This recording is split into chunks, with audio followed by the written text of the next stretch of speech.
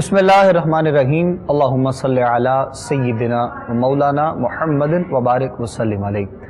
नाज़रीन मोहतरम, खुशामदीद कहेंगे आप तमाम देखने और सुनने वालों को। प्रोग्राम राह फलाह इस वक्त आप लोग देख रहे हैं अपने मेज़बान अबू बकर सुल्तानी के साथ। आप तमाम देखने वालों को, सुनने वालों को सलाम अक़ीदत पेश करते हैं। प्रोग्राम राह फलाह हफ़्ते में एक मरतबा आप लोग देखते हैं। हमारी और आप लोगों की मुलाकात इस प्रोग्राम के ज़रिए होती है और आप सब अब जानते हैं एक मौजू का हम लोग इंतखाब करते हैं और उस मौजू पर हमारी गुफ्तगू अपने उलमा से कुरान और सुन्नत और अहादीस की रोशनी में रहती है। तमाम अहले इस्लाम को, देखने वालों को, सुनने वालों को हम सब की तरफ से हज के मुबारक महीने की ढेरों मुबारकबाद हम पेश करते हैं। तमाम देखने और सुनने वालों को इस दुआ के साथ, इस उम्मीद के साथ और इस यकीन के साथ कि परवरदिगार इस माह मुबारक का सदका, इन घड़ियों का सदका हम सब के हाल पर अपना ख़ास रहम व करम फरमाए। आप सब अब आप जानते हैं गुफ्तगू अपने उलमा से करने के लिए जिन शख्सियात को हमने आज के प्रोग्राम में दावत दे रखी है और इंशाअल्लाह ये मुबारक सातें जो चल रही हैं हज के हवाले से, तो आज के प्रोग्राम में भी गुफ्तगू इंशाअल्लाह मुकम्मल हज के हवाले से अपने उलमा से हमारी रहेगी। और गुफ्तगू के लिए जो शख्सियात जिनको हमने आज के प्रोग्राम राह फलाह में दावत दी है, आप उनको अक्सर देखते रहते हैं, ज़ियारत करते रहते हैं। आपके हम सब के हर दिल अज़ीज़ महबूब शख्सियत हुज़ूर क़िबला हज़रत अल्लामा साहबजादा पीरज़ादा हफ़ीज़ुल्लाह सोहरावर्दी साहब हमारे साथ प्रोग्राम में तशरीफ़ फरमाएँ। क़िबला खुशामदीद कहेंगे आपको। अस्सलामु अलैकुम व रहमतुल्लाहि व बरकातुहू। वालेकुम अस्सलाम व रहमतुल्लाह। जज़ाकल्लाह, बहुत शुक्रिया क़िबला पीर साहब आपकी तशरीफ़ आवरी का। गाए बगाए आप यकीनन जहाँ पर तमाम देखने वालों की, सुनने वालों की रहनुमाई करते हैं, हमारी भी रहनुमाई आपकी मोहब्बतों में साथ साथ होती रहती है।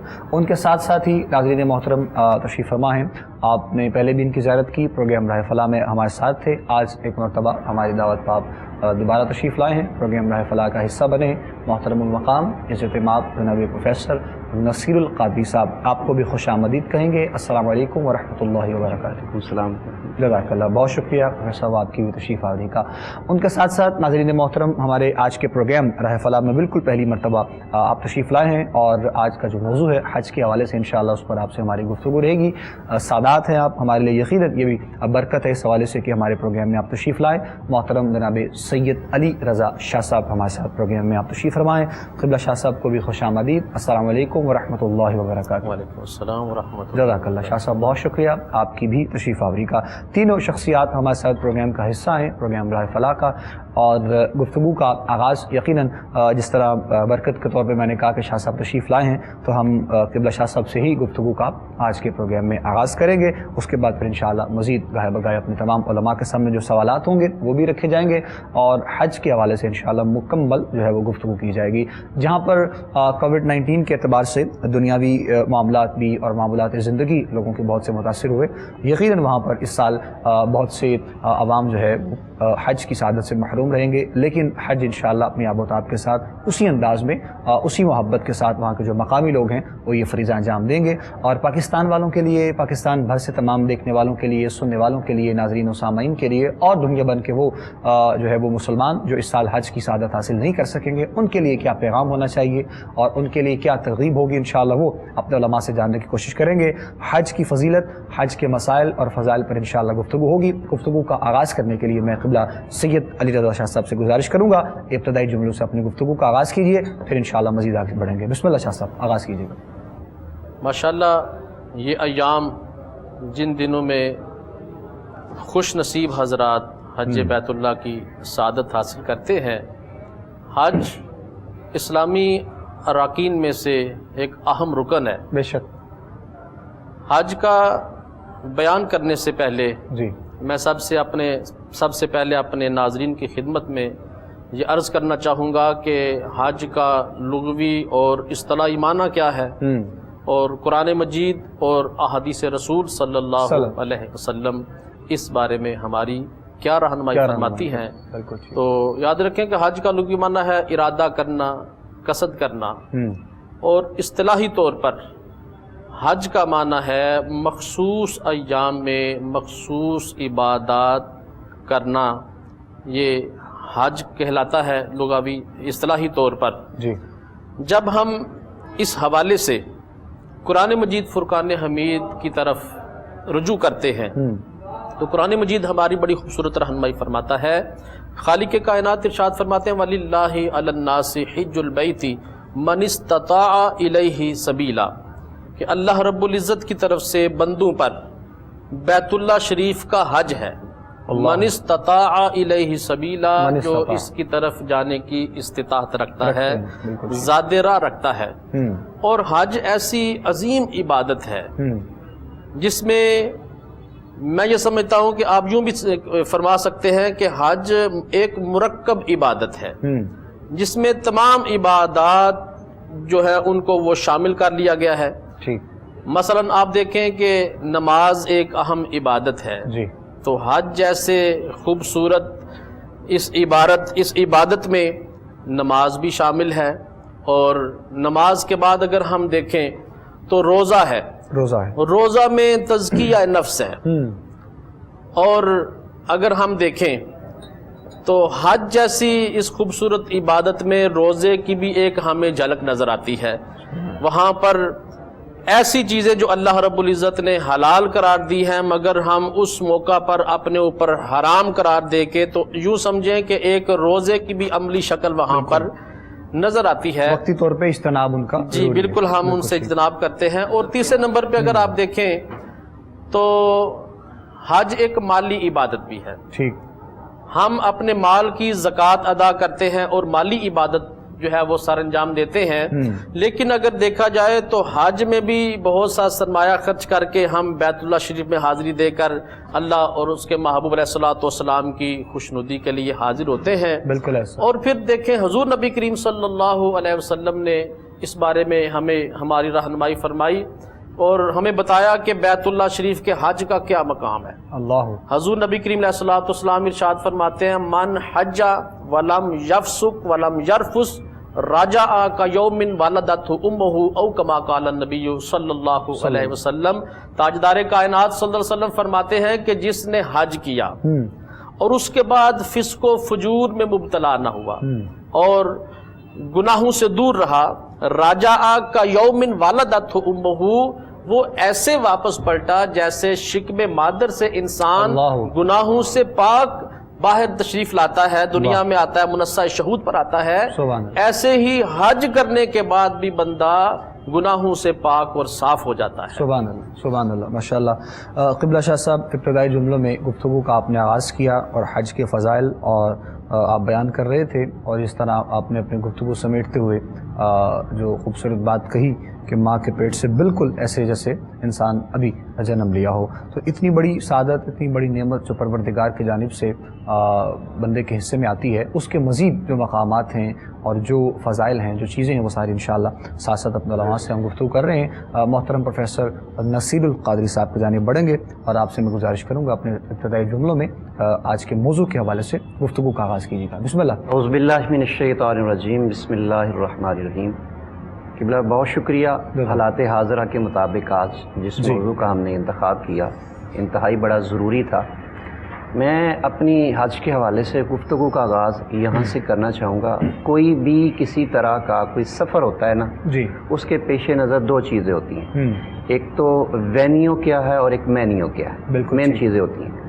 آج بھی کوئی سلیکشن کی جاتی ہے، سب سے پہلے دیکھا جاتا ہے کہ آپ نے وینیو کون سا لینا ہے، وینیو لے لیا، اس کے بعد آپ کا مینیو کیا۔ حج کے لیے ہم دیکھتے ہیں جہاں ہم حج کے لیے سفر کر رہے ہیں وہ کیسا وینیو، وہ پلیس کیسی ہے، وہ جگہ کیسی ہے، اس جگہ کی اہمیت کیسی ہے جسے جہاں جا کے ہم نے حج ادا کرنا ہے۔ بالکل میں یوں کہوں گا خانہ کعبہ اللہ کا گھر ہے، جہاں ہم بیت اللہ کا حج کرنے کے لیے جاتے ہیں۔ بیسیکلی اللہ تعالیٰ نے انسانوں کے لیے بھی اپنا گھر بنایا اور اللہ تعالیٰ نے فرشتوں کے لیے بھی اپنا گھر بنایا۔ اللہ تعالیٰ کا ایک گھر زمین پر ہے جس کا طواف انسان کرتے ہیں، اسے بیت اللہ کہا جاتا ہے۔ سیم اس کے اوپر اللہ تعالیٰ کا ایک گھر ہے جسے بیت المعمور کہتے ہیں، اس کا طواف فرشتے کرتے ہیں، ٹھیک ہے۔ اور دوسری بات بڑی اہم یہ ہے کہ ویسے تو بعد میں خانہ کعبہ کی تعمیرات، کنسٹرکشن جو ہے وہ ہوتی رہی، مگر بنیادی طور پر اللہ تعالیٰ کا یہ جو گھر ہے نا، اس کی تین بنائے ہیں، مین بنائے جو ہے تین ہے، اس کے بعد تو بادشاہ آتے رہے، وقت گزرتا رہا اور حالات کے مطابق اس کی جو ہے وسیع پیمانے پر وسعت جاری رہی۔ سب سے پہلے اللہ کا گھر بنایا فرشتوں نے، اسے کہتے ہیں بنائے ملائکہ۔ اس کے بعد آدم علیہ السلام نے گھر بنایا اللہ کا، اسے کہتے ہیں بنائے آدم۔ اب جب آدم علیہ السلام نے اللہ کا گھر بنایا، گھر بن گیا، آدم علیہ السلام نے اللہ کی بارگاہ میں کہا مالک تیرا میں نے گھر بنایا ہے، اس کی مزدوری، اس کی اجرت کیا ہے؟ اللہ تعالیٰ نے فرمایا میرے پیارے آدم تو نے میرا گھر بنایا، اس کی اجرت یہ ہے کہ میں نے تجھے بخشا۔ اللہ۔ آدم علیہ السلام پھر بول کر کہنے لگے مالک تو نے مجھے تو بخشا تو میری اولاد، کیونکہ ابو البشر اور باپ کو اپنی پوری اولاد کی فکر ہوتی ہے، تو فرمایا اے میرے پیارے آدم حج کی مزدوری یہ ہے کہ تجھے بھی بخشا اور تیری اولاد میں جو جو یہاں میرے گھر کا آ کے حج کرے گا، طواف کرے گا، ہم اسے بھی بخشیں گے۔ سبحان اللہ۔ پھر آدم علیہ السلام چونکہ باپ کو پتا ہوتا ہے میرے 3 بیٹے ہیں 4 بیٹے، کون سا بیٹا کس لیول کا ہے اور کون سا بیٹا ذرا لو درجے کا ہے، آدم علیہ السلام نے پھر کہا مالک جو آ گئے حج کرنے کے لیے اسے تو بخش دے گا، مگر جو ساری زندگی ترستے رہے یہاں نہ آ سکے ان کا کیا بنے گا؟ اللہ پاک نے فرمایا میرے پیارے آدم علیہ السلام اس کی مزدوری یہ ہے کہ تجھے بھی بخشا، تیری اولاد میں یہ جو یہاں آ جائے گا اسے بھی بخشا، اور جو نہیں آ سکیں گے اور جو یہاں آ گئے آنے والوں نے جن جن لوگوں کو اپنی دعاؤں میں یاد رکھا کہ ہم نے اسے بھی بخشش عطا فرمایا۔ یہی وجہ ہے آج کوئی حج کرنے کے لیے عمرہ کرنے کے لیے جاتا ہے تو ہم کیا کہتے ہیں؟ لوگ دعا کے لیے کہتے ہیں، تو اسے یہ ہے دوسری بار خانہ کعبہ بنا، اسے بنائے آدم کہتے ہیں۔ تیسری بار جو ہے وہ حضرت ابراہیم علیہ السلام نے اللہ کا گھر بنایا، اسے کہتے ہیں بنائے خلیل، یعنی سب سے پہلے فرشتوں نے بنایا، بنائے ملائکہ، آدم علیہ السلام نے بنایا آدم، پھر حضرت ابراہیم علیہ السلام نے بنایا، اسے کہتے ہیں بنائے خلیل۔ اب جب یہ گھر بن گیا، ابراہیم علیہ السلام کہتے ہیں مالک تیرا گھر بن گیا، اب میں نے پہلے وہ بات کی ہے بنانے والے آدم ہیں، حضرت اسماعیل، بنانے والی ابراہیم علیہ السلام ہے، حضرت ہاجرہ ہے، حضرت اسماعیل۔ جب اللہ کا گھر بن گیا تو پھر صاف ظاہر اللہ کا گھر، ہمارے گھر میں جو مہمان آنے ہوں تو ہم ہر طرح کے معاملات کو دیکھتے ہیں، صفائی کا اور معاملات کا۔ اللہ تعالیٰ نے ابراہیم علیہ السلام کو کیا کہا؟ فرمایا انطہرا بیتیا للطائفین والعاکفین والرکع السجود، میرے گھر میں آنے والے وہ میرے مہمان ہیں، وہ میرے بندے ہیں، شوق سے محبت سے یہاں پہنچے ہیں، آپ ایسا کریں ان کے لیے میرے گھر کو صاف کر دیں، واہ واہ سبحان اللہ، طواف کرنے والوں کے لیے، اعتکاف کرنے والوں کے لیے، اور یہاں رکوع اور سجود کرنے والوں کے لیے۔ تو اس کا مطلب یہ ہے کہ اللہ کے گھر کی صفائی ابتدائی طور پر اللہ تعالیٰ نے ابراہیم علیہ السلام سے کہا۔ آج ہم کرنٹ ایشو اس وقت اگر دیکھیں، کہتے ہیں جی خانہ کعبہ اللہ کا گھر ہے، ایسے صاف شفاف نظر آتا ہے، مسجد نبوی ہے صاف شفاف نظر، لیٹسٹ مشینری وہاں استعمال ہو رہی ہے، جدید معاملات استعمال ہو رہے ہیں۔ میں سمجھتا ہوں وہاں ایک تنکے کا یا ایک ذرے کا نظر نہ آنا، خواہ وہ خانہ کعبہ ہے خواہ وہ مسجد نبوی ہے، وہ نظر جو نہ آنا اور ہم وقت صفائی رہنا، اس کا آغاز اللہ کے حکم سے ابراہیم نے کہا، اور الحمدللہ قیامت تک یہ شیشے کی طرح صاف اللہ کا گھر ہے۔ آپ کی گفتگو سے ایک سوال جو میں آپ سے کرنا چاہوں گا تاکہ ایک کنسیپٹ بھی لوگوں کا جو ہے وہ کلیئر ہو جائے، آپ نے ساری گفتگو میں کہا اب اس سال تو حالات حاضرہ میں یقیناً لوگ محروم ہیں اس سعادت سے، اب وہ بھی نہیں جا رہے کہ جن کو ہم دعا کا کہیں کہ وہاں جا کر دعا کیجیے گا، اب اس کے لیے بندہ مومن کس انداز میں فضیلت حج اپنے دل میں رکھ سکتا ہے، سما سکتا ہے، یا حج کی سعادت کو حاصل کرنے کے لیے، اس کے فیض و برکات کو حاصل کرنے کے لیے وہ انداز پھر کیا ہوگا؟ اب اس دفعہ تو جا کوئی نہیں رہا ہے، تو اب کس طرح وہ ساری چیزیں دیکھیں، اس کے لیے یہ یقیناً ہمارے یہ ایشو ہمارے علم میں ہے۔ قرآن پاک میں اللہ پاک نے واضح فرمایا من استطاع الیہ سبیلا، جو وہاں تک جانے کا کیا ہے رستہ، 8 شرائط ہیں حج کی، 8 میں سے ایک شرط یہ ہے کہ من استطاع الیہ سبیل جو ہے وہ راستہ، راستہ، اور راستہ پہلے کیا ہوتا تھا، لوگ اونٹوں پہ جاتے تھے، سواریوں پہ جاتے تھے، آج راستہ کیا ہے، اور راستہ پورا امن ہو، آج راستہ کیا ہے، آج راستہ فضائی ہے، لوگ جہاں اب وہاں کیوں نہیں آپ جا رہے؟ اس لیے نہیں جا رہے کہ کورونا ہے، وائرس ہے اور فضاؤں میں ہواؤں میں ہے۔ اب جو نہیں نہ جا رہے اور دل میں خواہش ہے، وہ صاحب استطاعت بھی ہے، پیسے جمع بھی کرائے ہیں، لیکن ان کے لیے عذر نہیں ہے، وہ گناہگار نہیں ہوں گے کیونکہ سبیل موجود نہیں ہے اور سبیل پر امن نہیں ہے، اس لیے وہ اگر یہاں بھی رہ جائیں گے تو اللہ کی بارگاہ میں وہ نیت پہ ڈیپینڈ کرے گا، انما الاعمال بالنیات۔ اب رہی بات، میری 2-4 دن پہلے کسی بڑے عاشق بندے سے بات ہو رہی تھی، وہ کہنے لگے کہ ظاہری حالت میں اگر اس بات تعداد کم بھی ہوئی نا تو دیکھیے گا انبیاء کرام کی ارواح، اولیاء کرام کی ارواح، روحانیت کے اعتبار سے اتنی تعداد ہوگی جس کا کوئی اندازہ بھی نہیں لگا۔ ماشاءاللہ جی، بہت خوبصورت گفتگو قبلہ پروفیسر نصیر صاحب جی جی بسم اللہ۔ آپ کی اور قادری صاحب کی بات کے دوران اور میں سمجھتا ہوں اگر یہ شیئر کریں گے تو ناظرین کا بھی بڑا فائدہ ہوگا جی بسم اللہ، اور ہمارے ذوق کو بھی تسلی ملے گی جی ماشاءاللہ۔ جیسے آپ نے بڑا خوبصورت سوال جو ہے وہ آپ کی گفتگو سے نکالا کہ اس دفعہ حجاج کرام مختلف ممالک سے تو حج کرنے کے لیے نہیں جا رہے ہیں، اس طریقے کار سے، لیکن 2-3 چیزیں ہیں کہ جو ہم یہاں پر رہ کے جن کو ہم ادا کرتے ہیں تو گویا یوں سمجھیں کہ ہم ان حجاج کرام کی معیت میں ہیں جو اللہ کے گھر کا طواف کر رہے ہیں. بے شک سبحان اللہ. سب سے پہلے دیکھیں کہ حج کے جو مناسک ہیں ان میں اللہ رب العزت نے قربانی کو رکھا. ہاں تو حجاج کرام وہاں جا کر قربانی کریں گے بالکل ٹھیک, بیت اللہ شریف میں, بالکل ٹھیک. اور جو خوش نصیب حضرات یہاں پر رہ کر قربانی کی سعادت حاصل کر رہے ہیں گویا وہ حرمین طیبین میں موجود تو نہیں لیکن حاجی کے ساتھ ان کی ایک نسبت یہاں پر قائم ہو چکی ہے. بالکل ٹھیک. دوسرے نمبر پہ 9 ذی الحج کی فجر سے لے کر 13 ذی الحج کی عصر تک جو ہم تکبیرات پڑھتے ہیں جنہیں تکبیرات تشریق کہتے ہیں, بالکل ٹھیک. تو وہ بھی ایک حجاج کرام کے ساتھ ایک نسبت روحانی ہے ہماری. بالکل ٹھیک. حجاج کرام بیت اللہ شریف میں حج کے دوران بڑے والہانہ انداز میں لبیک اللہم لبیک لا شریک لک لبیک ان الحمد والنعمت لک والملک لا شریک لک لبیک. حجاج کرام بڑے والہانہ انداز میں اور بڑے عاشقانہ انداز میں وہاں پر لبیک کی صدائیں بلند کر رہے ہیں, اور یہاں ہر فرض نماز کے بعد غیر حاجی انہی صداؤں کو بلند کر کے گویا اپنا ایک تعلق ان حجاج کرام کے ساتھ قائم کر رہے ہیں. اور تیسرے نمبر پہ اگر ہم دیکھیں تو سرکار دو عالم صلی اللہ علیہ وسلم نے جہاں اپنی امت کی ہر جگہ پر دستگیری فرمائی, اپنے غلاموں پر حضور کرم نوازیاں فرماتے ہیں, شفقتیں فرماتے ہیں, محبتیں فرماتے ہیں, تو یہاں بھی تاجدار کائنات صلی اللہ علیہ وسلم نے اپنی امت کو محروم نہیں رکھا. حضور نبی کریم علیہ الصلوۃ والسلام ارشاد فرماتے ہیں کہ جو قربانی کی سعادت حاصل نہ کر سکے, ایک تو ہے کہ قربانی کے حوالے سے ان کے ساتھ نسبت قائم ہونا ٹھیک ہے, جو حاصل نہ کر سکے, تو جو قربانی کی سعادت حاصل نہ کر سکے تو وہ جب ذوالحج شریف کا چاند نظر آئے تو وہ اپنی حجامت نہ بنوائیں, ناخن نہ کٹوائیں, زیر ناف بال نہ کٹوائیں, تو اللہ پاک انہیں بھی قربانی کا ہی ثواب عطا فرماتا ہے. سبحان اللہ سبحان اللہ. تو یہ جو چیزیں ہیں چند جو میں نے آپ کی خدمت میں عرض کی, یہاں پر رہ کے ہم حج کرنے تو نہیں جا رہے لیکن حاجیوں کے ساتھ ایک نسبت ہماری یہاں پر بیٹھ کر قائم ہو. خوبصورت بات ماشاءاللہ قبلہ شاہ صاحب آپ نے فرمائی ہے, اور بہت خوبصورت گفتگو اپنے مہمانوں سے ہماری جاری ہے.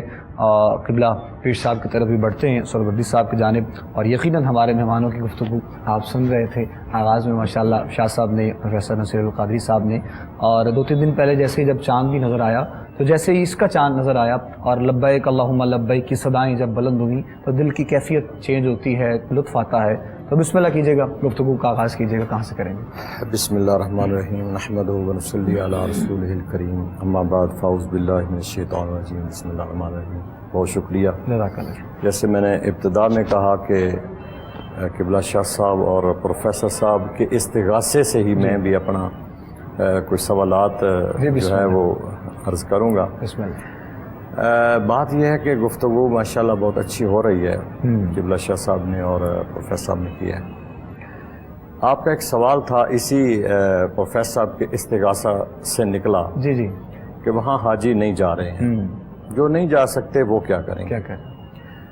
تو میرے قبلہ شاہ صاحب نے استغاثے میں جو ابتدائی لغوً اور اصطلاحاً جو اس پر جو گفتگو فرمائی ہے اور اس کا معنی بتایا کہ حج کا معنی ہے ارادہ کرنا اور قصد کرنا.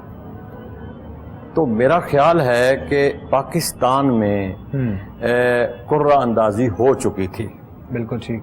قرہ اندازی ہو چکی تھی, جن احباب نے درخواستیں دی تھی اور نام نکل آئے تھے, اس کے بعد وائرس کی وجہ سے یہ سارے اسباب پیدا ہوئے اور حج کو مطلب کہ جتنے باہر سے لوگ آتے تھے ان کے لیے. تو جب لوگوں جس نے ارادہ کر لیا, حج کا مقصد ہے ارادہ کرنا اور قصد کرنا. سبحان اللہ سبحان اللہ. یہاں تو نام بھی نکل آیا. جن لوگوں کے قرہ اندازی میں نام نکل آئے تھے, جنہوں نے اپلیکیشن موو کی ہوئی تھی, اور اس کے علاوہ بھی جو پرائیویٹ لوگ اپنا ارادہ کر کے اپنے پیسے جمع کر کے بیٹھے ہوئے تھے, تو بینگ دا مسلم میرا ایک اپنا ایک خیال ہے کہ ان سب کا حج اللہ کے حضور میں قبول ہے. واہ سبحان اللہ. کیونکہ وہ ایک ارادہ, حج کا معنی ہی شاہ صاحب نے بتایا کہ قصد کرنا اور ارادہ کرنا, اور معنی بنتا بھی یہی ہے.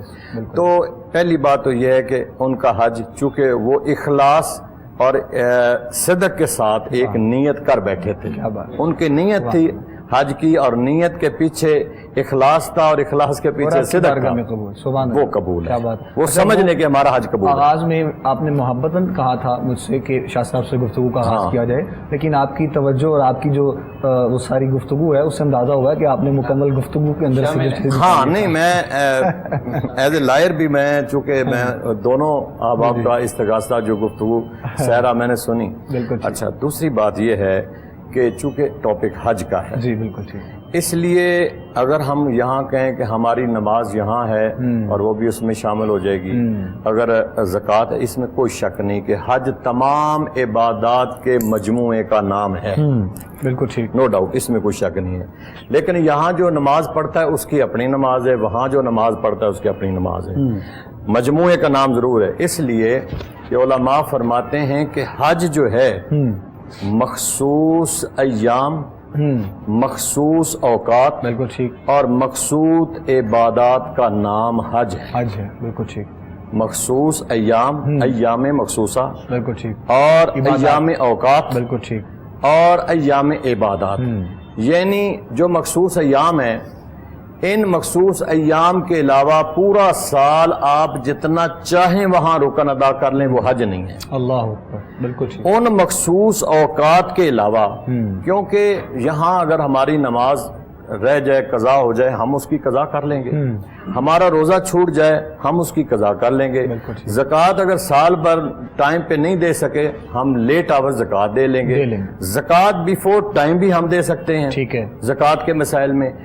اسی طرح حج جو ہے یہ مخصوص ایام اور مخصوص اوقات اور مخصوص عبادات کے علاوہ ہم اپنی مرضی کر ہی نہیں سکتے، بالکل۔ اب دیکھیں نا، میدان عرفات میں آپ پہنچ جاتے ہیں، ظہرین آپ پڑھتے ہیں، مجھے کوئی اپنی، چونکہ شریعت میرے نبی کریم صلی اللہ تعالی علیہ وسلم بے شک کسی مفتی، کسی شیخ الحدیث، کسی محدث کو اس میں امینڈمنٹ کرنے کی اجازت نہیں ہے۔ بالکل ٹھیک، مجھے بتائیں کہ چاہے وہاں شام کی مغرب کی اذان ہی کیوں نہ ہو جائے، کیا وہاں کوئی اپنی مرضی کر کے وہ کہے کہ مغرب قضا ہو رہی ہے میں نماز پڑھ لوں، وہ نماز پڑھ سکتا ہے؟ اللہ وہ اپنی مرضی نہیں کر سکتا۔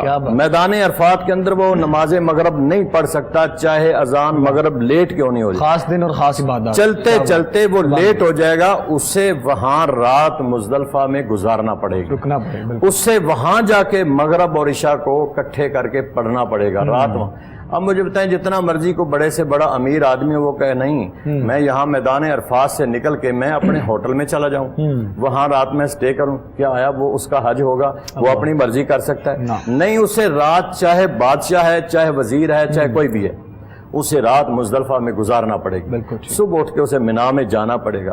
اس لیے اگر یہاں نماز پڑھتے ہیں تو وہ یہاں نماز ہے، عبادات کے مجموعے کا نام حج ضرور ہے، لیکن حج مخصوص ایام، مخصوص اوقات اور مخصوص عبادات کا نام حج ہے، وہ اسی ٹائم پہ جو اس کا ٹائم ہے، اس ٹائم سے ایک لمحہ، ایک منٹ آگے پیچھے آپ نہیں کر سکتے۔ وہ 4 یا 5 دن جو حج کے ہیں، اس کے علاوہ آپ پورے سال میں جتنے مرضی رکن ادا کر لیں، آپ میدان عرفات میں چلے جائیں، صفا مروہ کی صحیح کر لیں، آپ منا میں چلے جائیں، شیطان کو کنکر مار لیں، مزدلفہ رات گزار لیں، ان کا نام حج نہیں ہے۔ ثواب مل سکتا ہے، ثواب ان کا نام حج نہیں ہے، بالکل ٹھیک۔ حج تو ہوگا کہ آپ ان مخصوص ایام کے اندر وقت مقررہ پر مخصوص اوقات میں جو عبادت مقرر کی گئی ہے، آپ اسی وقت میں وہ عبادت کریں گے تو اس چیز کا نام حج ہے۔ سبحان اللہ۔ ناظرین محترم، بہت خوبصورت گفتگو آپ سماعت کر رہے تھے، قبلہ شاہ صاحب اور پروفیسر نصیر القادری صاحب، اور اس کے بعد قبلہ پیر صاحب نے بھی آپ کی گفتگو میں سے 2-3 سوالات جس کی وضاحت کی، اور بڑی اہم چیز کی وضاحت یقیناً آپ نے کی ہے، اور جو عبادات کا سلسلہ جو ہوتا ہے، پھر وقت کا تعین جو ہوتا ہے، مخصوص ایام کے حوالے سے اس نے آپ نے بیان فرمایا، اور مزید کچھ سوالات جو انشاءاللہ آگے بڑھ کے ہم اپنے سوالات جو ہے وہ علماء کے سامنے پیش کرتے ہیں۔ ایک چھوٹا سا وقفہ بس لیں گے، بریک کے بعد واپس لوٹتے ہیں انشاءاللہ۔ پروگرام راہ فلاح آپ لوگ دیکھتے رہیے، ہمارے ساتھ رہیے گا۔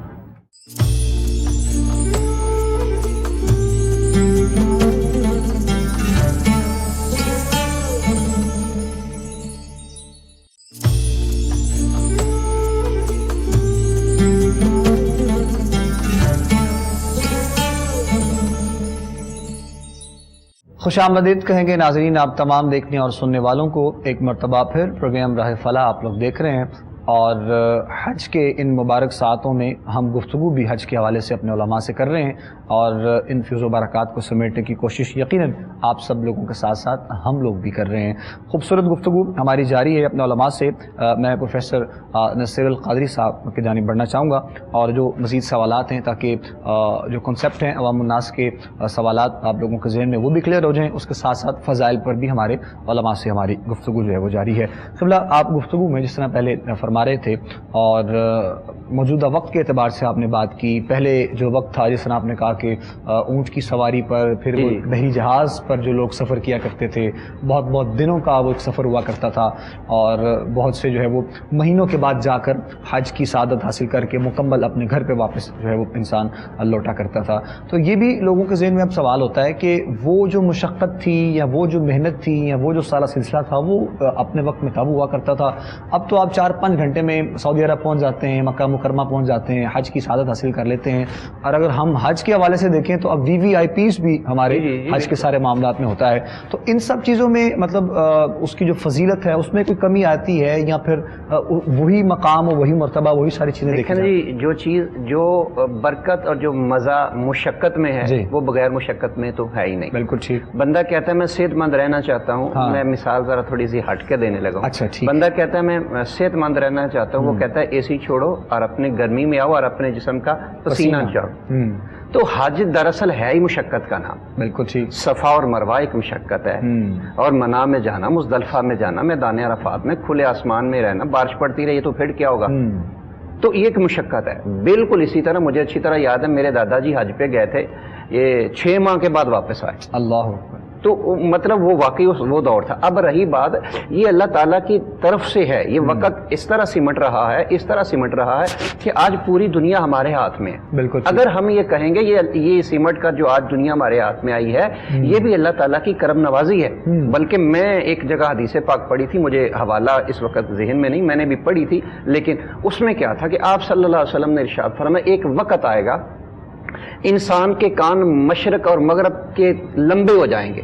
وہ سمجھ نہیں آ رہی تھی کہ انسان کے کان اتنے لمبے کیسے ہو سکتے ہیں۔ آج موبائل نے بتا دیا کہ کان کا مطلب ہے بات کا سننا۔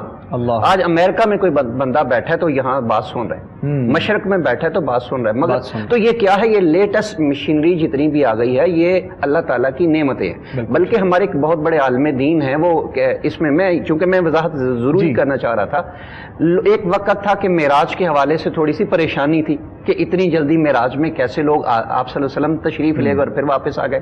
تو وہاں پھر جب یہ راکٹ اور یہ مارکیٹ میں آیا، سائنس نے ایجاد کیا، لوگوں نے اشش کہا، وہاں پھر یہ کہا کہ اگر یہ راکٹ اتنا وزن ہے اور وزن کے ساتھ اوپر جا سکتا ہے اور اس کی حرکت، اس کی حرکات، سکنات، سب کچھ موومنٹ دیکھی جا سکتی ہے، زمین پہ بیٹھ کے اس کو کنٹرول کیا جا سکتا ہے، تو سلام کیا۔ تو پھر کہا اگر یہ ماڈرن سائنس یہ ایجاد کر سکتی ہے، آ بھی سکتی ہے، جا بھی سکتی ہے، تو نبی کریم صلی اللہ علیہ وسلم بھی۔ اس کا مطلب کیا کہ ہر نئی آنے والی چیز جو ہے، لیٹسٹ چیز جو ہے، وہ بالکل اللہ تعالیٰ کی نعمت ہے۔ سیم اب اسی طرح میں کہنا چاہوں گا، ایک 6 ماہ میں حج کرنے کے لیے جاتا تھا، واپس آ جاتا تھا، ثواب اپنی جگہ۔ اسی طرح اب کوئی اگر ایک جہاز میں گیا اور 10-12 دن کے اندر واپس آ گیا ہے، اصل تو وہی ہے جو اس نے حج کے جو معاملات ہیں وہ ادا کر، خاص دن گزارے، وہ خاص دن اس نے گزارے ہیں، اس کو پورا حج اب تو لوگ 2-3 دن پہلے بھی چلے جاتے ہیں۔ جی چلے جاتے ہیں۔ بلکہ میں اب اسی کے اندر سے ایک میں مسئلہ نکال کے آپ کے سامنے رکھنا چاہوں گا۔ ایک وہ بندہ جو تکبیر تحریمہ کے ساتھ شامل ہوا،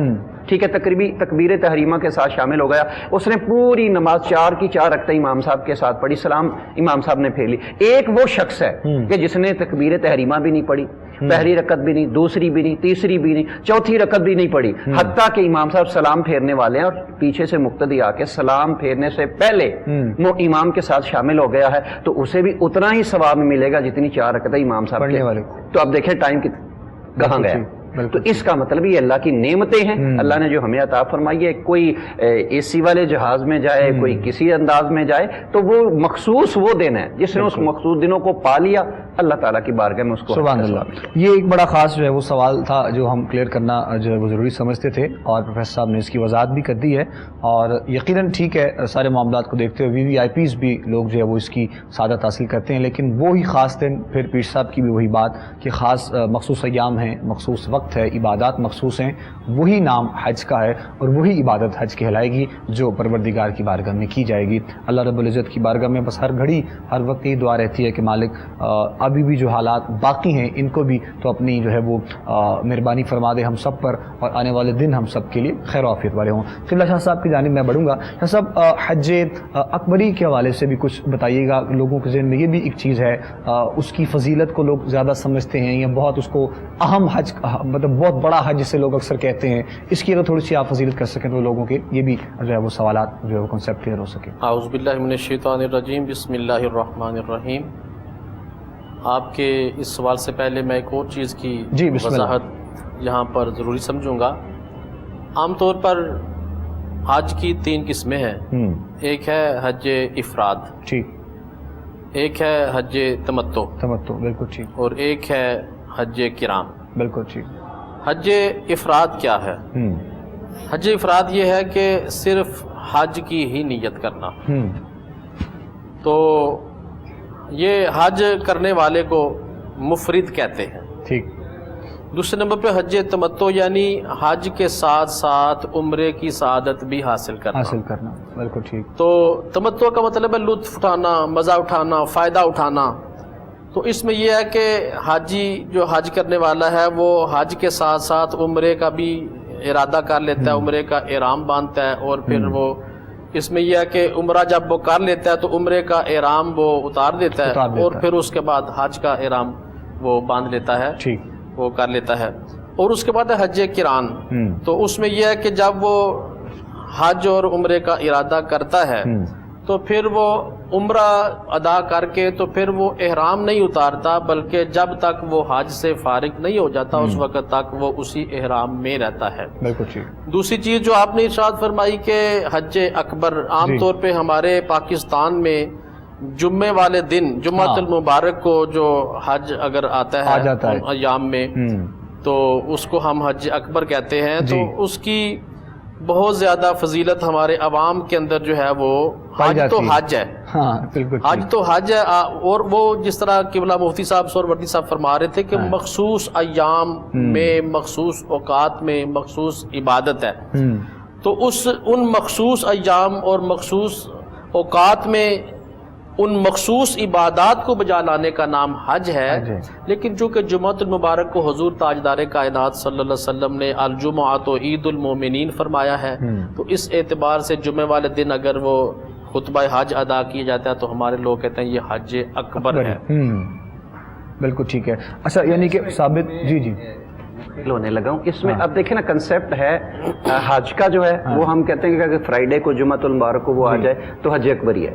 ہم یہی چیز اگر پاکستان میں آ جائے تو ہم کیا کہتے ہیں کہ اگر کوئی عید جو ہے یا حج جو ہے وہ جمعے والے دن آ جائے تو ہم کہتے ہیں جناب 2 خطبے آ گئے، یہ حاکم کے اوپر بھاری آ گئے، بڑا بھاری ہو گیا. یہ دیکھیں نا، یہ ضرور یہ عجیب صورتیں، وہ بہت ساری چیزیں ہیں جو ہمارے پاس ایسے آ گئی. حج اکبر کے حوالے سے ثابت ہی ہوا علماء کی گفتگو سے کہ حج کی فضیلت اپنی جگہ ہے. یقیناً حج بہت بلند مقام و مرتبہ، لیکن جمعے کے دن اگر آ بھی جائے تو اس سے کوئی اس کی مطلب جو ہے وہ کمی اور پیشی والا معاملہ نہیں ہوتا ہے. فضیلت یقیناً جمعے کی اپنی جگہ ہوتی ہے، حج کی فضیلت اپنی جگہ ہوتی ہے. قبلہ پیر صاحب، یہ بھی اکثر جو ہے وہ لوگوں کے سوالات سننے میں ہمیں آتے ہیں کہ حج تو بس جو ہے جو وہ جوانی کا ہی ہے، بس بڑھاپے میں تو حج کی سعادت حاصل کرنا بڑا مشکل اور بڑا کٹھن مرحلہ ہے. تو اس کی بھی تھوڑی سی وضاحت ذرا ساتھ میں فرمائیں. دیکھیں، اس میں کوئی شک نہیں ہے. پہلا میں وہ حج اکبر کے حوالے سے بھی میرے بھی ذہن میں تھوڑا سا پوائنٹ آیا. بسم اللہ. علماء کرام تشریف فرمائیں، اگر گستاخی نہ سمجھے تو. حج اکبر اس لیے بھی کہا جاتا ہے کہ جمعہ تمام دنوں، تمام ایام کا سردار ہے. بالکل ٹھیک.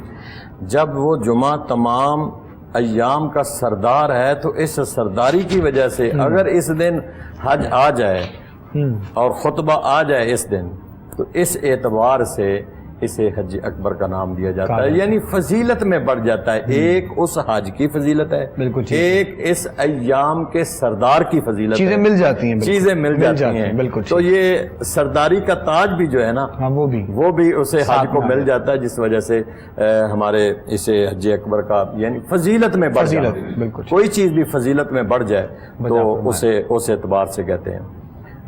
اب آپ کا سوال کیا؟ جوانی کے حوالے سے، جوانی کے اعتبار سے دیکھیں، اس میں کوئی شک نہیں ہے کہ جب بندہ جوان ہوتا ہے نا تو وہ جتنے رکن ہیں نا وہ اپنے اس کے سارے اعضاء مضبوط ہوتے ہیں۔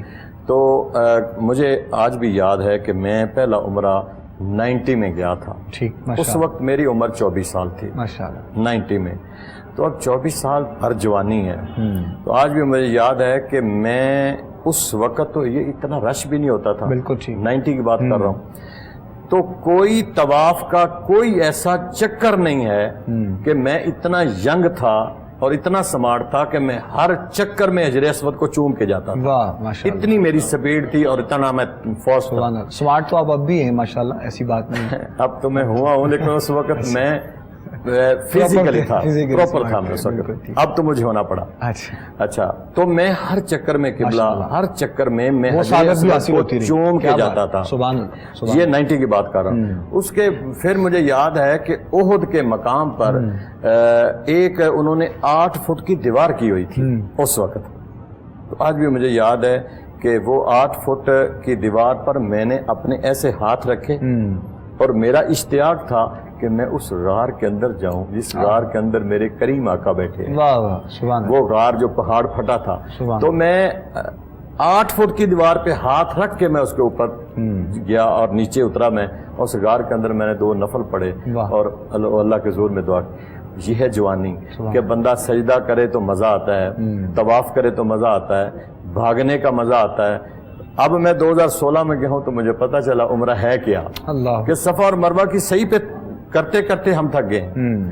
طواف میں اتنا رش ہے کہ آپ بلیو کریں کہ میرا جو سٹے تھا اس سٹے میں نے بڑی مشکل اپنی جان پہ کھیل کے میں نے حجر اسود کو چوما ہے، اپنی جان پہ کھیل۔ آسائشیں بڑھ گئی ہیں لیکن پھر بھی چیزیں، لیکن 4 دن کی مسلسل کوشش کے بعد میں نے حجر اسود کو چوما ہے۔ درست کہہ رہے ہیں 16 کی بات، اس لیے کہ میں 50 میں تھا، 16 میں میں 50 میں تھا، تو کہاں 24 ایئرز کہاں 50 ایئرز، تو اس لیے جوانی ہے، یہ ہمارے اسلاف، ہمارے بزرگان دین، جوانی کی عبادت کا ایک مزہ ہی اپنا ہوتا ہے کہ جب جوان ہوتا ہے تو پھر مزہ آتا ہے نماز پڑھنے کا، قیام کرنے کا، طواف کرنے کا، سجدہ کرنے کا، صفا اور مروہ کی صحیح کرنے کا۔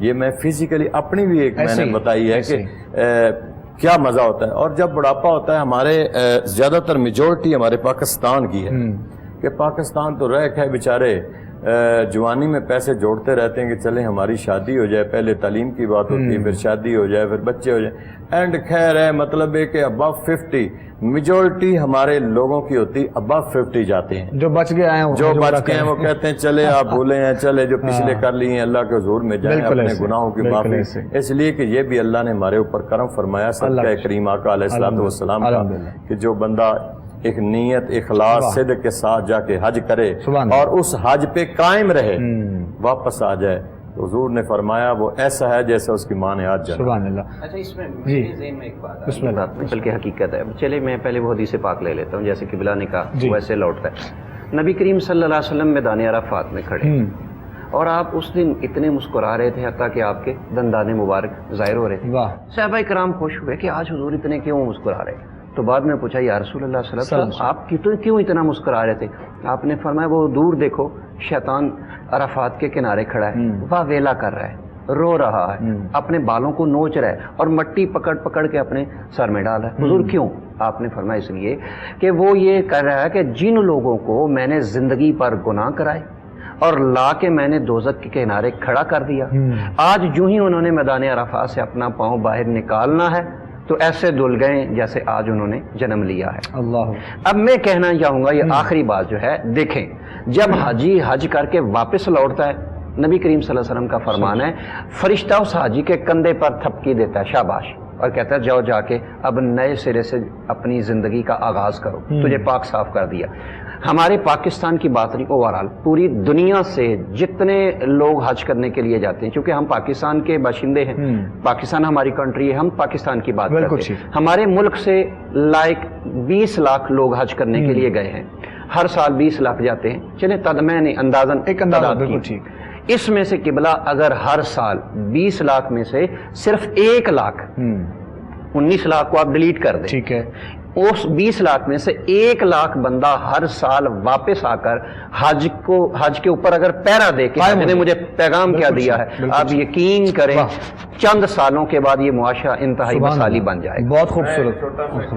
جی ناظرین کے گوش گزار کرنا چاہتا ہوں کہ یہ حج ہمارا تکمیل دین کا نام بھی ہے، جی کیونکہ حضور نے ایک ہی حج فرمایا ہے، حج تکمیل دین کا نام بھی ہے کہ جب آپ خطبہ فرما رہے تھے تو اس خطبے کے دوران ہی الیوم اکملت لکم دینکم واتممت علیکم نعمتی وردیت لکم الاسلام دینا، کہ اس دن ہمارا دین مکمل ہو گیا، اس لیے حج دین تکمیل دین کا نام بھی ہے۔ بہت شکریہ ناظرین محترم، پروگرام راہ فلاح آپ لوگ دیکھ رہے تھے اور آج کے پروگرام کا وقت ہمارا اختتام کے جانے پہنچ چکا ہے۔ بہت خوبصورت گفتگو اپنے تمام علماء سے، تمام مہمانوں سے ہماری رہی، اللہ رب العزت اپنی بارگاہ میں قبول فرمائے، اور جو مقامی لوگ وہاں کے یقیناً جو اس سعادت سے جو ہے وہ محروم نہیں ہیں، وہ انشاءاللہ حاصل کریں گے، ان سے بھی ہماری ریکویسٹ ہے، ہماری گزارش ہے تمام دیکھنے والوں سے، سننے والوں سے۔ سعودی عرب میں ہمارے پروگرامز لوگ بہت شوق سے دیکھتے ہیں، بڑی محبت کرتے ہیں، پیار کرتے ہیں، ہم سب کو اپنی خاص دعا میں یاد رکھیے گا، ہمارے مہمانوں کو، ہماری پوری ٹیم کو اللہ رب العزت سب پر اپنا خاص رحم و کرم فضل فرمائے۔ قبلہ شاہ صاحب کا بہت شکریہ، آپ تشریف لائے، جناب محترم پروفیسر نصیر القادری صاحب کا شکریہ، پیر صاحب آپ کی بھی آمد کا بہت شکریہ، پروگرام راہ فلاح میں آپ ہمارے آج کے مہمان بنے، انشاءاللہ ملاقات آپ سے پروگرامز میں ہوتی رہتی ہے اور ہوتی رہے گی، تب تک کے لیے اپنا وسا خیال رکھیے گا۔ ہماری کوہ نور ٹی وی کی پوری ٹیم کو، اپنے میزبان ابو بکر سلطانی کو آپ اجازت دیجیے۔ السلام علیکم ورحمۃ اللہ وبرکاتہ۔